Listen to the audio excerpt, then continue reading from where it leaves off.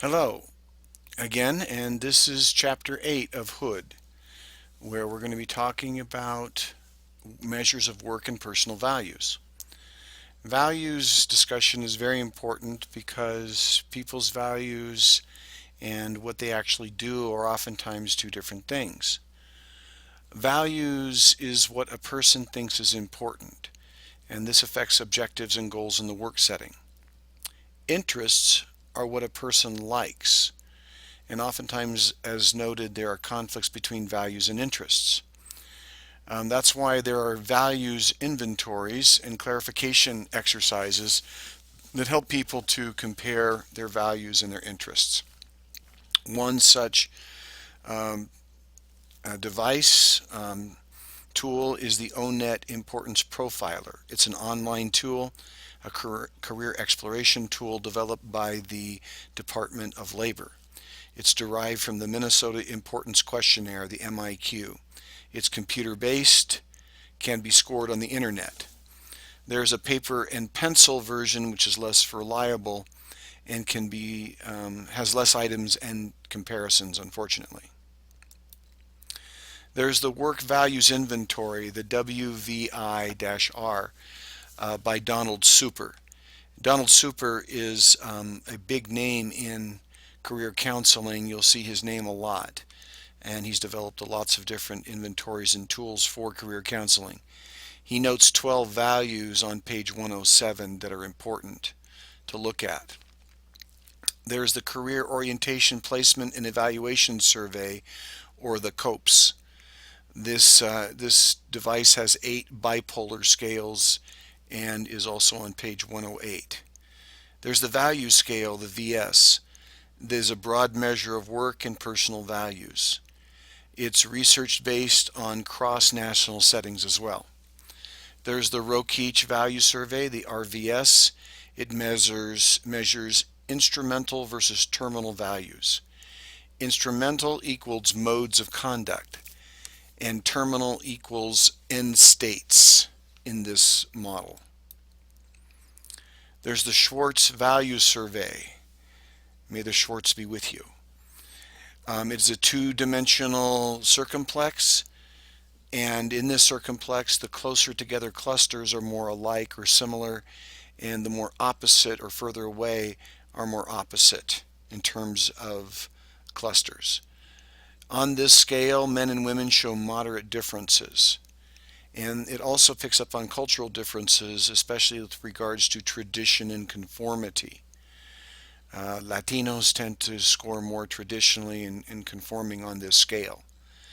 Congruence between one's values and the prevailing culture's values is said to equal psychological well-being. So if your particular values are in line with your culture's values, you are said to have greater psychological well-being. There's the study of values, the SOV. It is one of the first instruments used in career counseling. It's been updated and shown to be effective in discriminating among students in different occupational fields.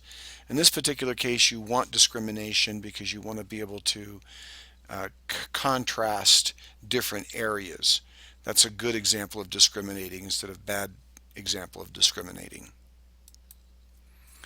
There's the Salience Inventory, the SI, which discusses the importance of different roles. To what degree does a person's values match their roles? One good example are the conflicts between roles and values of career women who are also mothers. They oftentimes struggle between being a mom and also having the value of being a career woman as well. There's the Quality of Life Inventory that has 16 different life satisfaction aspects, also accompanying values to matching their roles. There's an Outcome Expectations Questionnaires, which says basically that positive expectations of results equal greater probability of accomplishing goals. And there's a relationship between values and behavior change. We know that high expectations influence our choices either positively or negatively.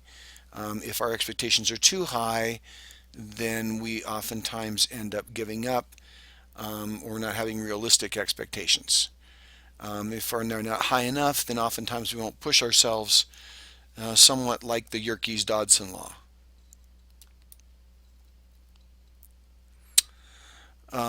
There are values clarification exercises that can occur between a client or patient and a therapist. This is where clients identify their values and compare them with their behaviors. Oftentimes, cognitive dissonance is a problem, but with the client therapist interaction, they can be more participative and be able to ferret out the problems. One example of this is, for instance, have a client list things that they like to do and compare with how often they're doing. An example of this was when I was at Whitworth College and I was a TA in Psych 101. One of the men was setting up a treatment plan for himself. He was trying to change a behavior, study habits, and if he studied for a particular block of time, then he would let himself listen to 15 minutes of classical music. And my professor indicated to him or asked him how often he listened to classical music.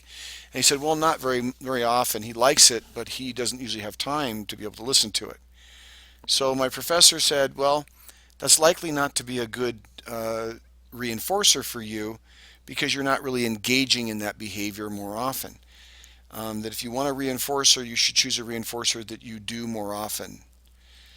So value is also considered to be fully developed when it is A, freely chosen, B, from among alternatives, C, after careful consideration of the consequences, D, is highly prized, E, publicly affirmed, and F, acted on repeatedly.